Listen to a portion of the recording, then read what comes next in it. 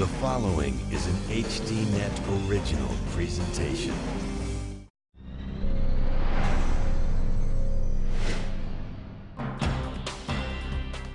Tonight, meet the man who started it all, the father of outsourcing in India.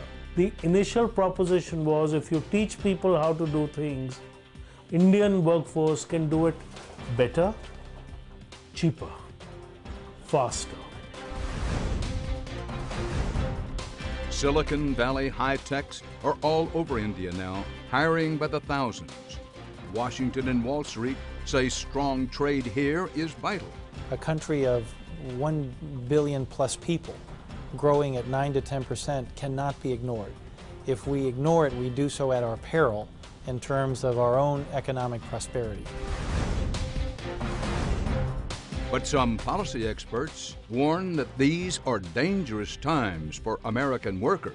You should be worried about the future of the American economy because our economy really depends on creating high-wage, high-tech jobs, and many of those are moving offshore. We'll bring you the news tonight on Dan Rather Reports.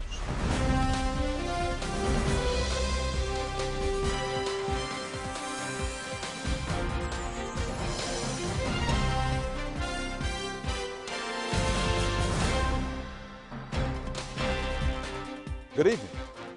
Unemployment has become this nation's biggest paradox. The numbers say the economy's back in the black and corporate profits are at an all-time high. But millions of Americans are still out of work, and many of the good-paying jobs that built and sustained this country's middle class for decades are moving to faraway places, especially India.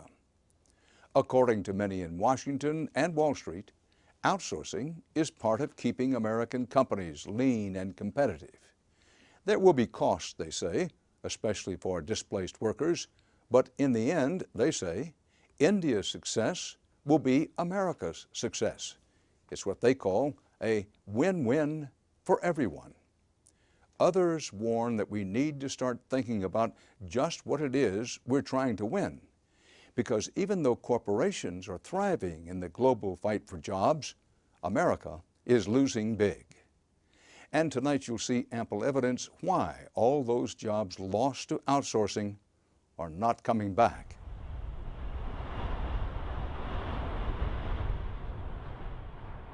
For decades, Silicon Valley has been the beacon of the technological revolutions that have changed the world. From south of San Francisco through San Jose, this small swath of America has unleashed a never-ending quest to push beyond the boundaries of what was thought possible.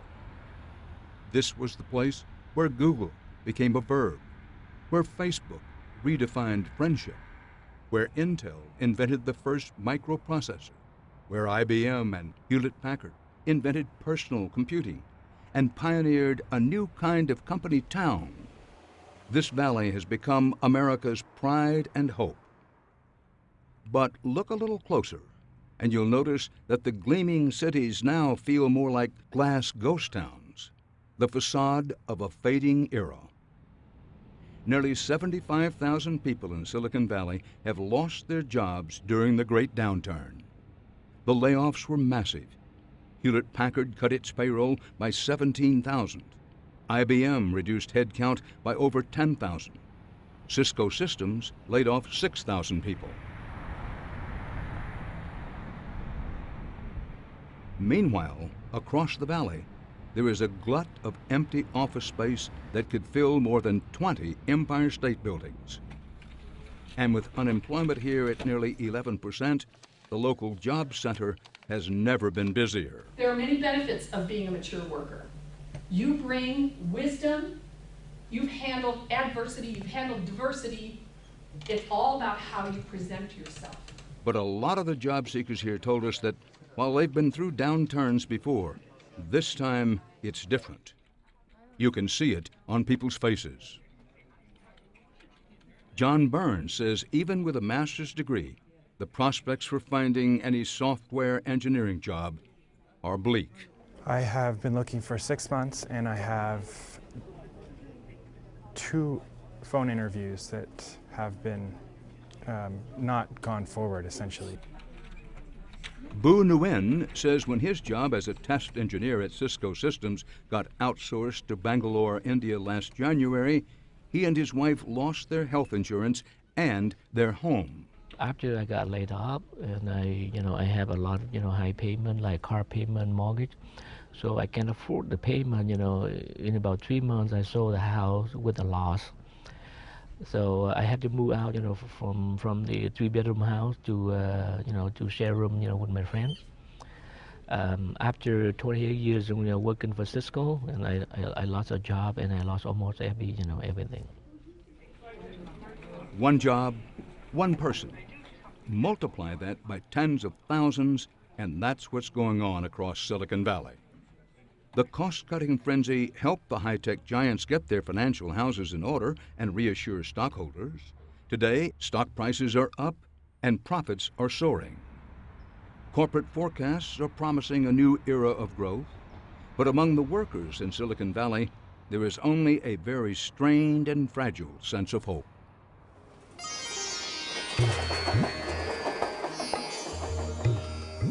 Today, it is thousands of miles from home, here in India, where American companies are staking their hopes.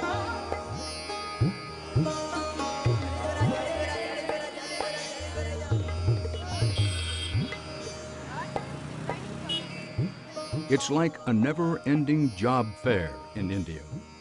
Many companies rolling out big layoffs in the U.S.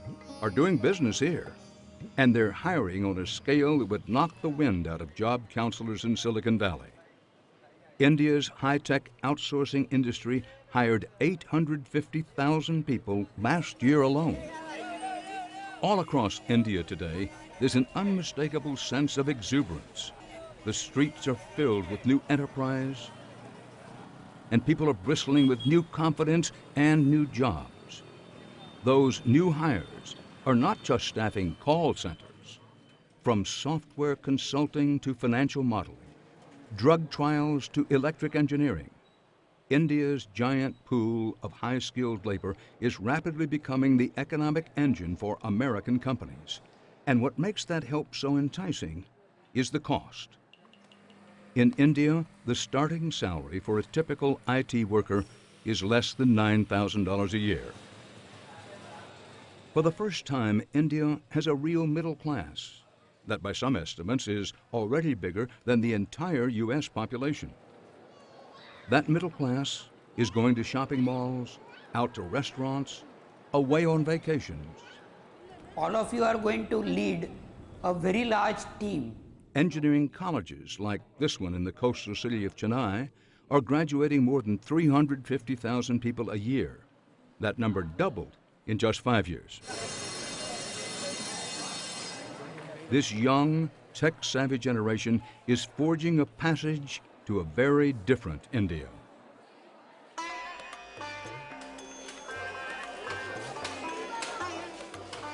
It is still a place where more than 600 million people live on less than $2 a day. But take another look inside the shanty towns and the defiant eyes, and you'll see people with new hope, the hope of a country on the rise. So how is it that the U.S. is getting a run for its money from a place that not so long ago was regarded as a desperate backwater?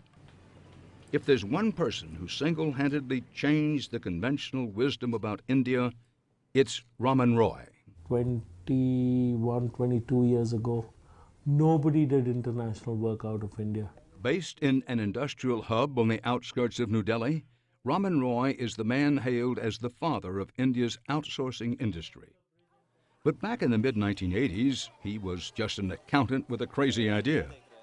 He wanted one of America's biggest multinational companies to set up an account processing center in a country where it was hard to find electricity, or paved roads, or clean water. The initial proposition was if you teach people how to do things, Indian workforce can as well learn it and do it as their international counterparts, and they can do it better, cheaper, faster. But he says the American executives were not so sure. It was inconceivable to them how a place with such abominable conditions could possibly be better cheaper or faster than the United States. For 3 years, they wouldn't listen. For 3 years, it came a thing that at international conferences, my superiors would turn around and say, "Oh God, that guy's come again. Please take him away because he'll just come and start talking about India."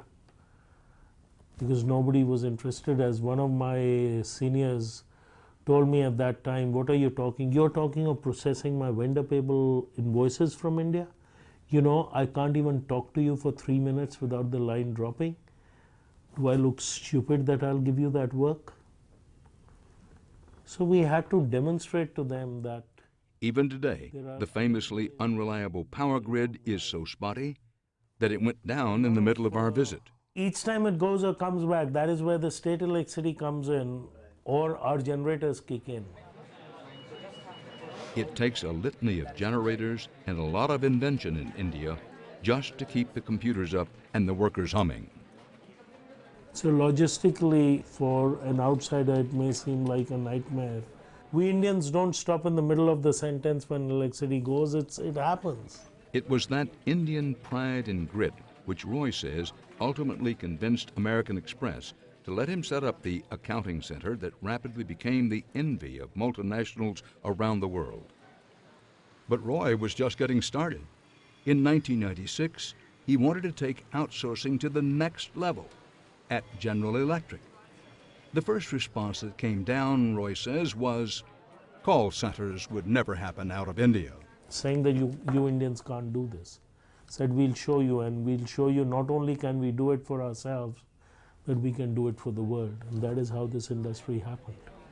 Everything is in place right now, and boy, did it happen. What began in 1998 as a 500-seat experiment would grow into a multi-billion-dollar business with hundreds of thousands of employees. And call centers were just the beginning. In 1990, India's IT industry exports totaled $500,000. By 2000, that number had increased to nearly $6 billion. Today, India's IT exports is a $50 billion a year business. And nowhere are those fruits more manifest than here in the city of Bangalore. Under British rule, it was the capital of southern India.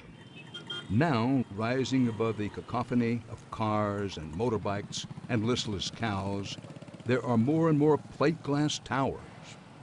Today, Bangalore is called the Silicon Valley of India, and business is booming.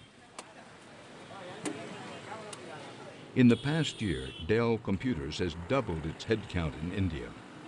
Accenture Consulting, which had only a handful of employees here back in 2003, today has more than 50,000. American computer giant Hewlett-Packard is also estimated to have nearly 50,000 employees here. IBM, Big Blue, no longer discloses headcount by countries, but industry analysts estimate the company now employs more than 100,000 workers in India, more than in the U.S. Many U.S. companies, we found, were tight-lipped, secretive about their operations. Over and over, our interview requests were declined, and our camera crews turned away. The exception was Cisco Systems. The Silicon Valley-based company is the world's leading supplier of networks and routers. Half of all global internet traffic flows through the digital systems produced by Cisco. Showing us around Cisco's Globalization Center was Chief Innovation Officer V.C. Gopal Ratnam.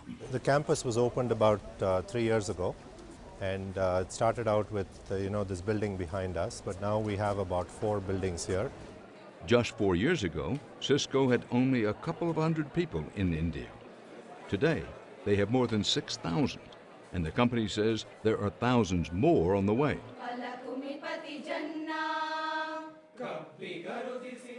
Spend the afternoon here, and you get a glimpse into the vanguard of the new India, basking in the balmy afternoon, sipping smoothies, shaping up, polishing a new act with the company Glee Club.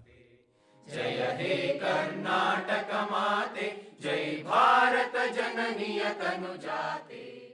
Cisco Systems says India has become a critical part of keeping its Silicon Valley operation competitive. The time difference between the two locations is 12 hours, right? What really this allows you to do as a company, right, is to convert a 12-hour working day into a 24-hour working day.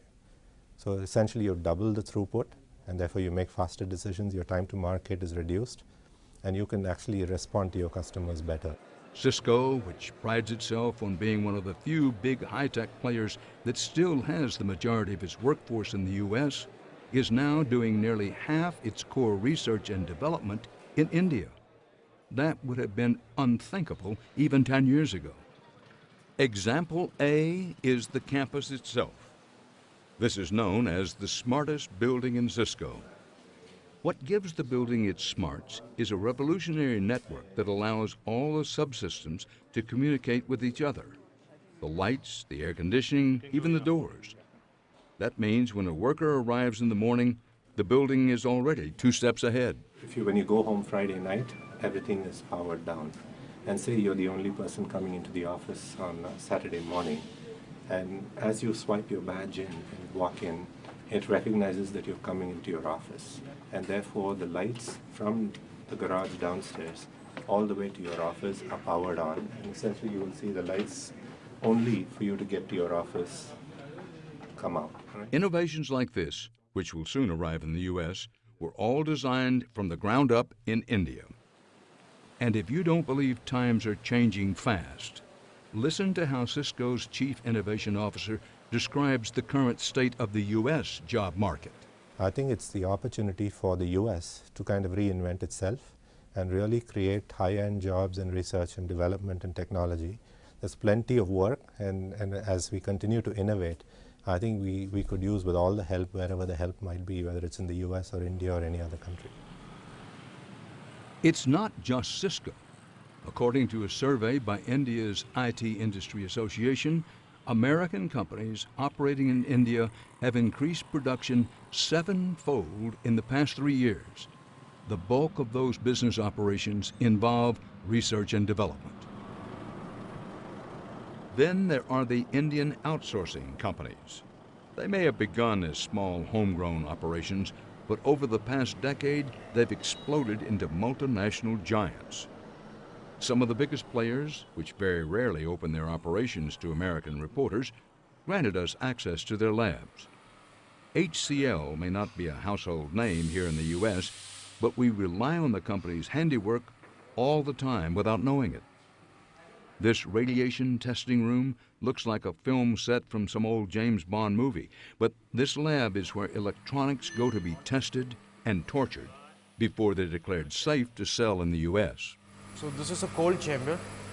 We are testing what we saw in this thermal shock for transition between HCL specializes in R&D outsourcing, from solar panels to software for Boeing's new Dreamliner to in-flight entertainment systems. The coolest part is the audio video on demand, like passenger selecting the movie what he wants. That is the very hard feature we have developed. The company says they have the manpower and the experience to help their clients beat the competition. And of course, the price tag can't be beat. And we ain't seen nothing yet, according to Raman Roy. So is there headroom to grow? There is a huge amount of headroom to grow. There is a huge amount of mutually beneficial opportunities that can be created. Roy, the outsourcing innovator, spent the past decade in business for himself, reaping the rewards of an industry that's given the Indian nation of 1.2 billion people a new lot on life. He still shies away from the trappings of success, but he says his current company, called Quattro, is taking the outsourcing juggernaut to the next level. Today, only the Fortune 1000 or maybe Fortune 1200 companies have by and large leveraged the gains of offshoring. We are saying that there is that capability that we can take to the mid-market. Mid-market outsourcing is something sure to incite panic among American workers because small and mid-market companies provide half of all private sector jobs in the U.S. technical support, accounting, tax preparation. You could call a 1-800 number and say, I've got a virus in my PC, or you could go to a Quattro website and say, I need my tax return done. And yeah, we'll do it at a price that is, and at a quality that is vastly different from what you can get back home. So let me know how I assist you today. He says Americans are very quick to complain about outsourcing, yet they demand the cost savings, especially when it comes to government spending and taxpayer dollars. You tell me taxes do not have to be increased. Now we say, okay guys, we will not outsource. We'll bring them all back in, we'll create 150 more jobs, the bill will double, and now I'm going to raise your taxes. Because somebody's going to pay for the bill, no?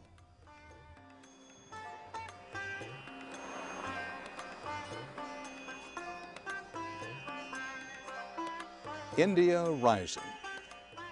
Now, when we return, the politics of outsourcing. Don't believe everything you see. Scott Murphy says he has experience creating jobs, and he does, in India. That's next.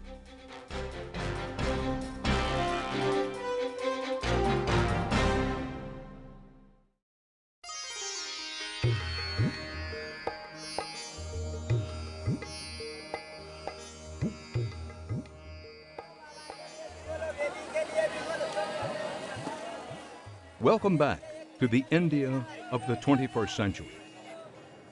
The rising middle class, the shiny new office parks, the engineering classes, the hiring sprees, shantytowns giving way to sparkling architectural masterpieces. But of course, India's growth looks a little different from the empty buildings of Silicon Valley. And across the United States, where a dismal job market has left no part of the country unscathed.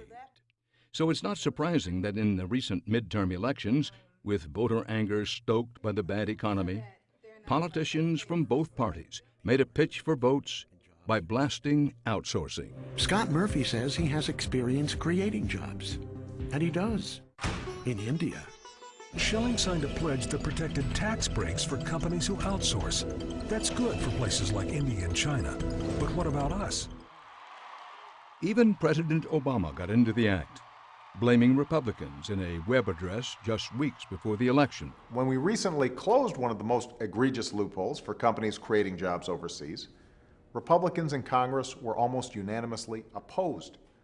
The Republican leader, John Boehner, attacked us for it and stood up for outsourcing instead of American workers. But then, what to make of this? After Democrats got thumped in the recent elections, the president's first trip from Washington raised some eyebrows. He was off to India. It was a trip that, at first glance, seemed to defy the campaign rhetoric. But the president had some clear goals in mind. For one thing, he wasn't alone. International business is based on relationships. Hundreds of business leaders were in India as part of a two-city, three-day summit, timed to coincide with the presidential visit. I believe that in our interconnected world, increased commerce between the United States and India can be and will be a win-win proposition for both nations. America does infrastructure very well. We heard. Co-hosting the India Summit was a branch of the U.S. Chamber of Commerce, the same group that had spent so much money supporting Republican candidates in the last election cycle. If politics makes for strange bedfellows, U.S. trade policy leads to something downright bizarre. If you take that model and try and apply that to India. For decades, members of both parties, with the backing of big business, have advocated for open trade as an engine for economic growth. Here's the idea. If the government helps U.S. companies gain access to overseas markets, those companies will increase sales and hire more American workers. That's the theory. Of course, trade negotiations are just that. And in the process, some American jobs will move to low-wage countries.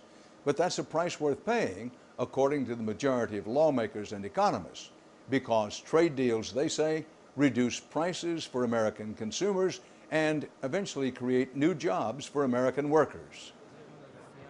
The idea that India's buying American goods will lead to more American manufacturing and more American jobs had the president sounding a different tune in India about outsourcing than anything heard during the campaign. There are many Americans whose only experience with trade and globalization has been a shuttered factory or a job that was shipped overseas. And there still exists a caricature of India as a land of call centers and back offices that cost American jobs. That's a real perception. But these old stereotypes, these old concerns, ignore today's reality. President Obama's earlier anti-outsourcing rhetoric had gotten a lot of negative press in India, and many in the crowd were prepared to give him a chilly reception. But there was little in his speech that the India crowd couldn't cheer. Trade between our countries is not just a one-way street of American jobs and companies moving to India. It is a dynamic, two-way relationship that is creating jobs, growth, and higher living standards in both our countries. And that is the truth. The response was ecstatic. And just in case there were any questions about the administration's position on open trade, U.S. government officials were on hand to spread the message. I think that government, first and foremost, plays a facilitator role. Francisco Sanchez is the Undersecretary for International Trade at the Commerce Department. He's the administration's point person for selling the world on U.S. products. My job is focused on getting American companies to export. If we do that right, if we get more American businesses exporting goods and services, we are going to see job growth in the United States. Sanchez's job is to crisscross the globe, promoting the president's export initiative, which aims to double exports in 5 years. India, he says, is key to that goal. A country of 1 billion plus people growing at 9 to 10% cannot be ignored. If we ignore it, we do so at our peril in terms of our own economic prosperity. The reality is that we live in a global marketplace and that emerging markets are growing much faster than our market. And so in order to continue to grow out of this recession that President Obama inherited, we have got to grow our export sector. And for many, many years, a lot of American business only looked inward. And President Obama's message is we can't just look inward anymore. Looking inward will not give our economy the jolt it needs. But he said we can tap into India's economic growth, which is exploding. We only have right now two-way trade of about $50 billion with India.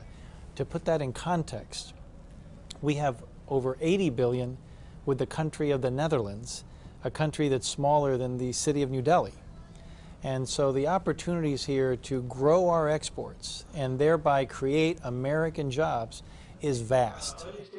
For some business leaders at the summit, the payoff was immediate. Boeing got a multi-billion-dollar deal to sell military and civilian airplanes in India, which the White House helped broker. The administration also helped along a deal for General Electric to sell India jet engines and turbines. We have 5,000 engineers and scientists based in Bangalore doing a lot of research on global projects, but also specifically for India, increasingly for India. These deals were good news not just for American companies, but also for American workers, President Obama said. Moments before I arrived here, several landmark deals were sealed between the United States and India. Boeing, one of America's largest companies, is on track to sell India dozens of commercial and cargo aircraft. General Electric, another American company, will sell more than 100 advanced jet engines. And today's deals will lead to more than 50,000 jobs in the United States. 50,000 jobs. The conference was full of talk about trade deals, growing markets, and U.S.-India cooperation. But one phrase was almost completely absent: outsourcing. One person who's written the book on outsourcing says American business is setting a dangerous precedent. That part of the story And what he has to say is next.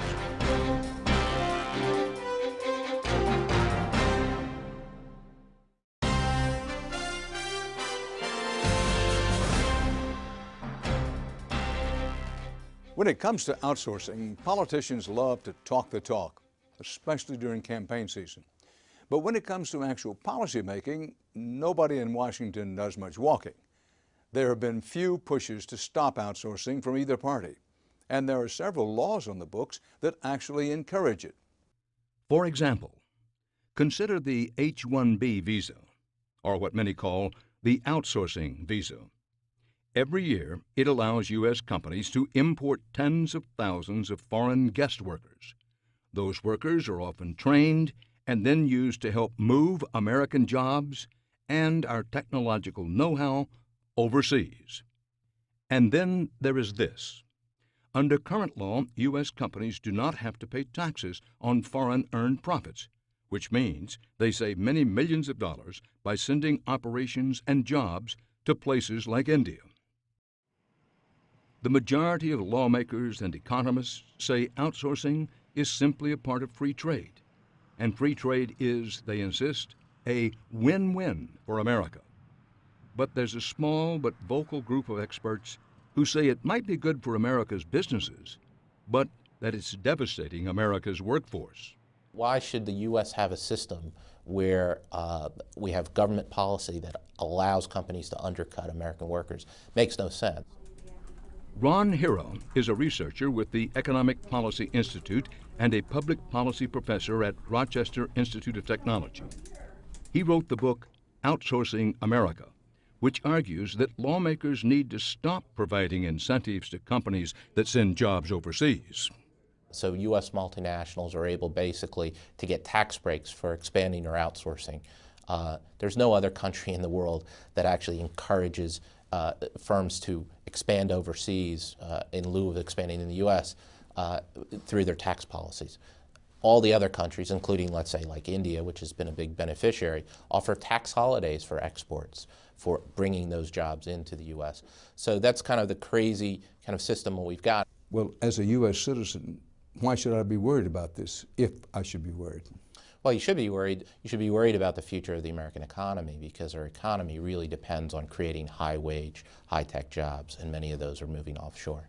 Exactly how many Americans have had their jobs outsourced to India? Hira says nobody knows. We don't really know how many jobs have been shipped overseas?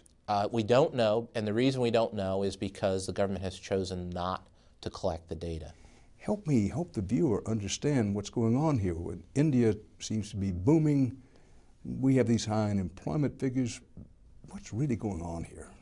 Well, there's still demand. Americans are still buying products and services. The problem is that the labor demand that should generate is leaking overseas. It's pretty simple. But what about the argument that what's good for the big corporations is in the end good for the U.S. economy and good for Americans as a whole?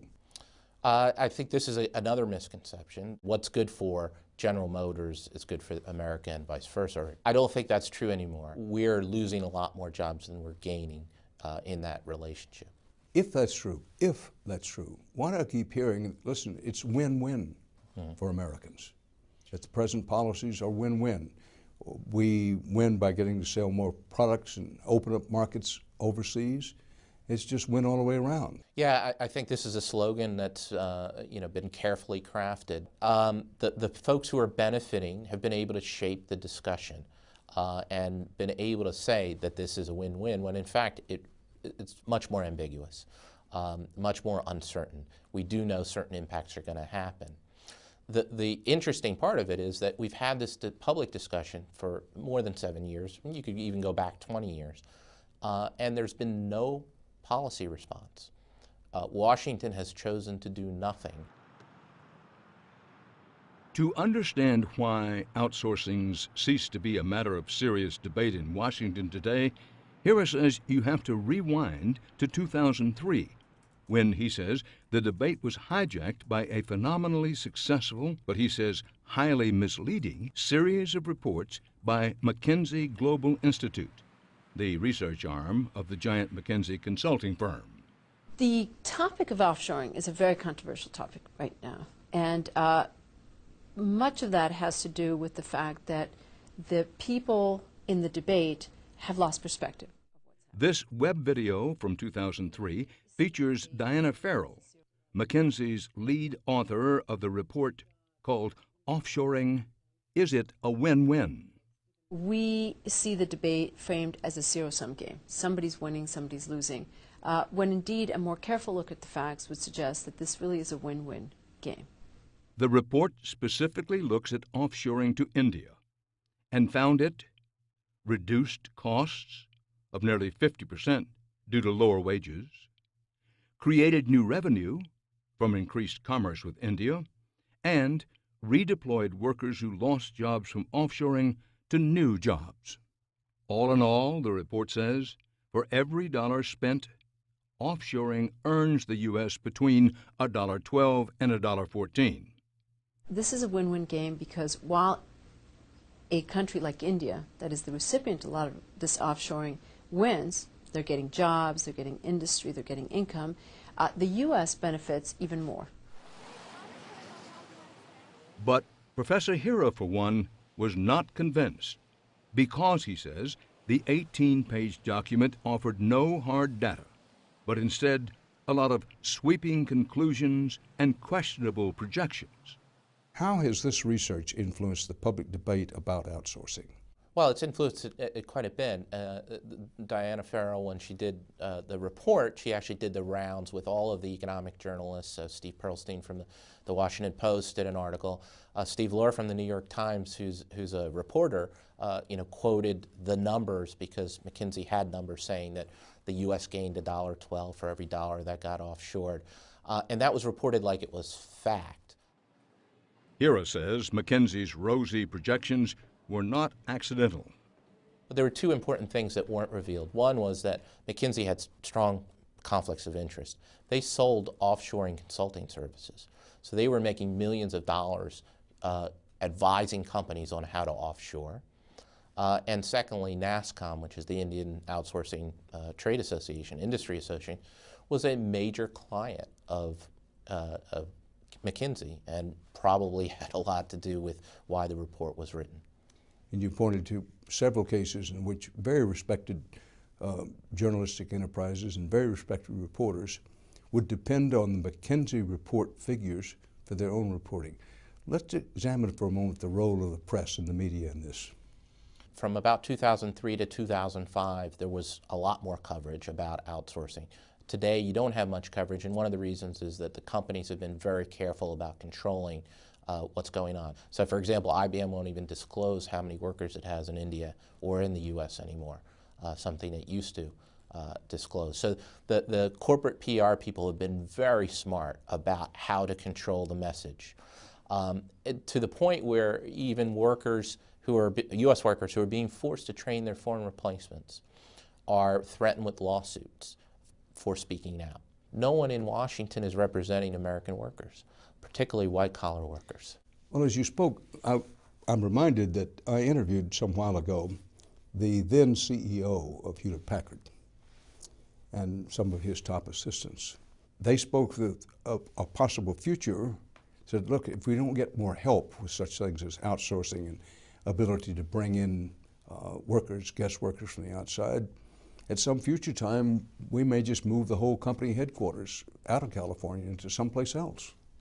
Certainly the corporations can threaten these things. The question is, how do you make it attractive for them to stay in California? Well, is it by just lowering their taxes and giving them cheaper wages? Is that really a win, or is that a Pyrrhic victory for Americans?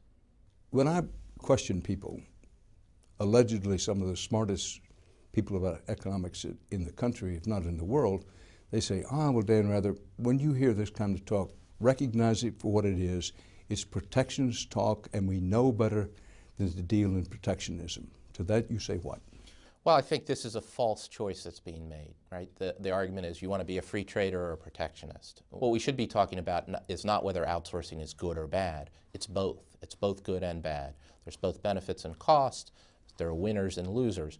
The question is really, what policies do we take to actually shape outsourcing so that it actually works for Americans. We can argue that India has been protectionist in developing its IT industry by offering tax holidays. Basically, it's tax-free for any export. Is that free trade? Ronald Reagan, an open markets, free trade ideologue, put voluntary export restraints on autos coming from Japan.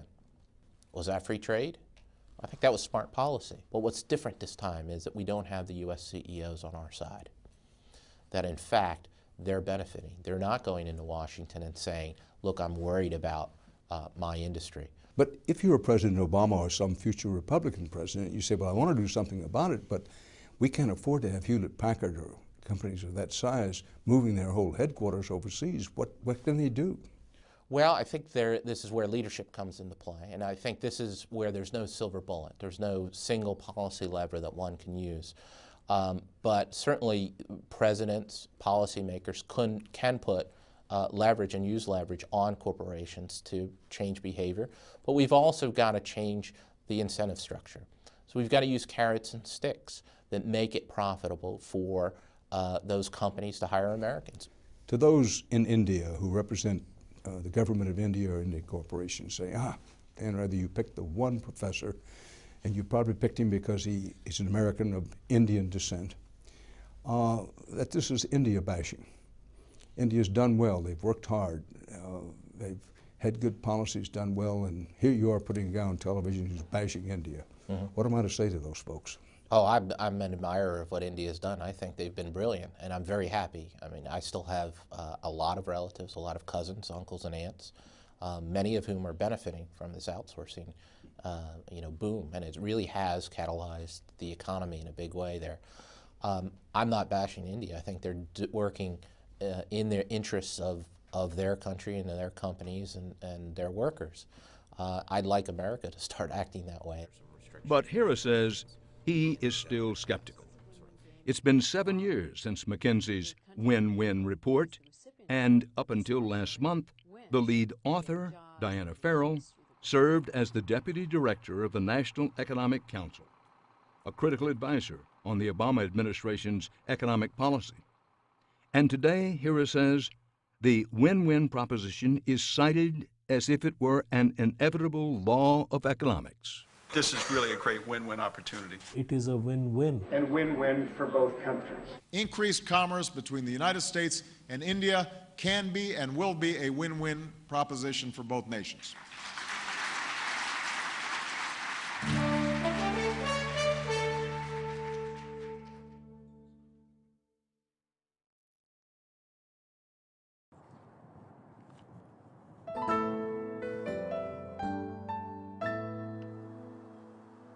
The American people are not happy about U.S. companies sending jobs overseas, especially in times like these.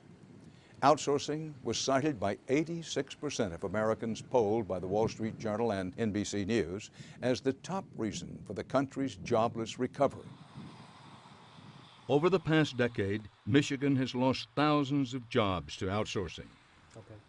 2 of those jobs were John McGrath's. It's just tough. I'm not used to being in a position where I'm having to live from paycheck to paycheck. A military man turned IT worker, McGrath says that Hewlett-Packard outsourced his entire team to Mexico in 2003.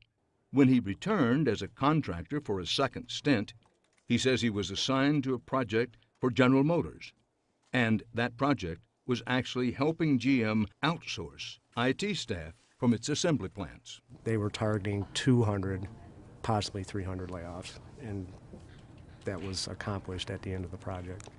That also meant McGrath was out of work once again. I was laid off for over 1.5 years before I finally landed a job here. The company where McGrath landed looks pretty much like any small tech startup. They build and manage business software and applications. The workers speak code. The walls could stand some art, but systems in motion is by no means typical. Its founders were once executives in the outsourcing business with long careers of shipping American jobs overseas. But then they had a revolutionary idea. What if you could outcompete India from right here in Michigan? Systems in Motion's Chief Marketing Officer is Debashish Sinha. If the choice now is between sending a job to Michigan versus sending a job to Bangalore, and you see that at the end of it, you basically save as much money, then wouldn't you rather be in Michigan than Bangalore? Sinha started off in the outsourcing industry in his native India. He came to the United States in 1997, fell in love with the country, and decided to settle here permanently. He's now a U.S. citizen who believes that sending jobs overseas has gone too far. This whole concept of anybody can work from anywhere, all you need is an internet connection, I think is absolutely wrong. Colin Chapman is the general manager for Systems in Motion in Michigan. After handling offshore teams at Accenture Consulting and a big auto supplier, Chapman says he saw firsthand that offshoring was no cure-all. This whole offshore playbook that has been developed was created and developed with a very specific type of work in mind, and it's a type of work that actually does lend itself to being able to be done across the ocean fairly well. And so all the work that was fairly easy to move offshore has now been moved offshore. Now we've got a whole set of work that people are saying, I saved a lot of money there, maybe I can apply it here. And it actually doesn't work everywhere. The US has this tendency to think about itself as the innovation capital, if you will, and that the US should just do the, this high-level innovation, and all of the scale below it can be handled out of China and India. That doesn't really work very well unless you've actually spent a lot of time training people on what your business is and how it works and what makes you money and what is important to you. Today, the company has over 100 employees, with more on the way. Welcome on board. Awesome. And some big-name clients, such as Best Buy and a toy company called Leapfrog. Within 5 years, they say, they're aiming to have more than 1,000 people on staff. I mean, if you squeeze this, then you can actually get... Of course, that's about what a big outsourcing company in India hires each week. And in this country, it was heavily subsidized by public dollars. So the space is coming along. It is coming along. But Sinha says this is an investment that transcends business. You have to build the next generation of American technology leadership if you want businesses to be sustainable. Because otherwise, 10 years from now, your chief information officer will have to come from India.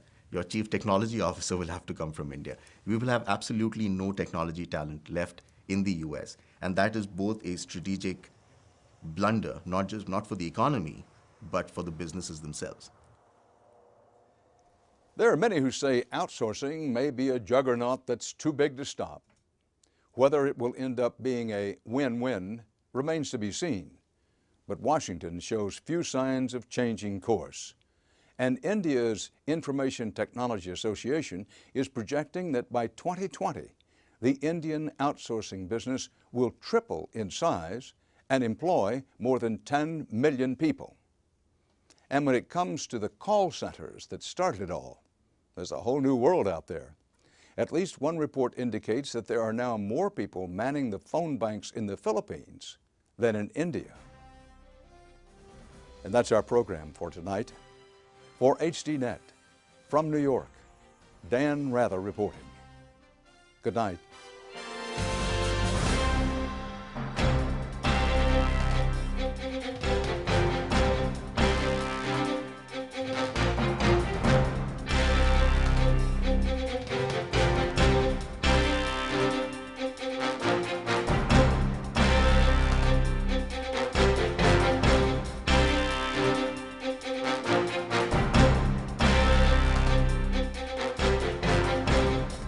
If you would like to add your name to an email list for information on upcoming programs, or if you would just like to send a question or comment, please email us at viewer@hd.net.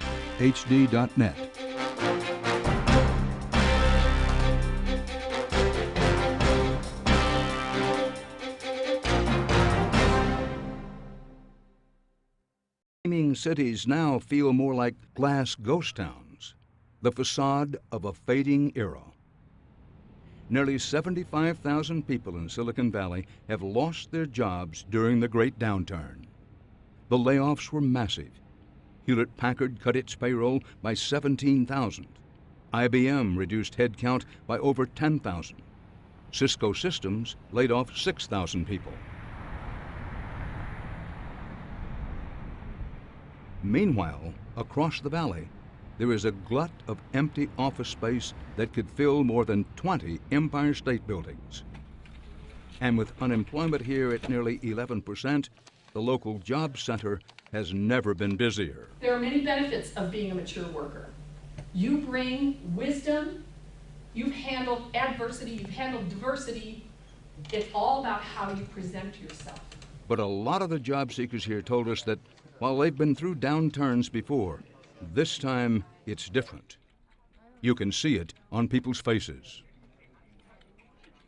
John Burns says even with a master's degree,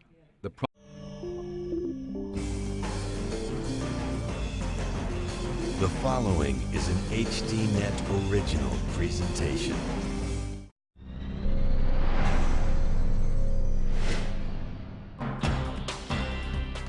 Tonight, meet the man who started it all, the father of outsourcing in India. The initial proposition was if you teach people how to do things, Indian workforce can do it better, cheaper, faster. Silicon Valley high-techs are all over India now, hiring by the thousands. Washington and Wall Street say strong trade here is vital. A country of 1 billion plus people growing at 9 to 10% cannot be ignored. If we ignore it, we do so at our peril in terms of our own economic prosperity. But some policy experts warn that these are dangerous times for American workers.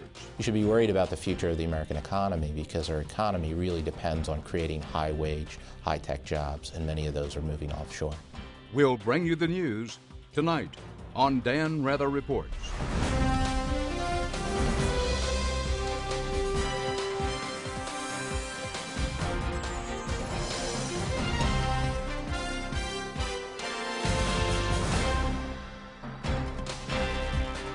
Good evening. Unemployment has become this nation's biggest paradox. The numbers say the economy's back in the black and corporate profits are at an all-time high. But millions of Americans are still out of work, and many of the good-paying jobs that built and sustained this country's middle class for decades are moving to faraway places, especially India. According to many in Washington and Wall Street, outsourcing is part of keeping American companies lean and competitive. There will be costs, they say, especially for displaced workers, but in the end, they say, India's success will be America's success. It's what they call a win-win for everyone. Others prospects for finding any software engineering job are bleak. I have been looking for 6 months, and I have 2 phone interviews that have been not gone forward, essentially. Bu Nguyen says when his job as a test engineer at Cisco Systems got outsourced to Bangalore, India last January, he and his wife lost their health insurance and their home. After I got laid off, and I have a lot of, high payment, like car payment, mortgage, so I can't afford the payment. In about 3 months, I sold the house with a loss. So I had to move out, from the 3-bedroom house to, to share room, with my friends. After 28 years, working for Cisco, and I lost a job, and I lost almost everything. One job, one person. Multiply that by tens of thousands, and that's what's going on across Silicon Valley. The cost-cutting frenzy helped the high-tech giants get their financial houses in order and reassure stocks. Warn that we need to start thinking about just what it is we're trying to win. Because even though corporations are thriving in the global fight for jobs, America is losing big. And tonight you'll see ample evidence why all those jobs lost to outsourcing are not coming back.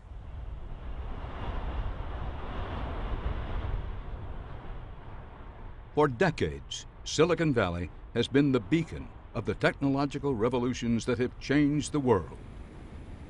From south of San Francisco through San Jose, this small swath of America has unleashed a never-ending quest to push beyond the boundaries of what was thought possible. This was the place where Google became a verb, where Facebook redefined friendship, where Intel invented the first microprocessor, where IBM and Hewlett-Packard invented personal computing and pioneered a new kind of company town. This valley has become America's pride and hope. But look a little closer, and you'll notice that the gleam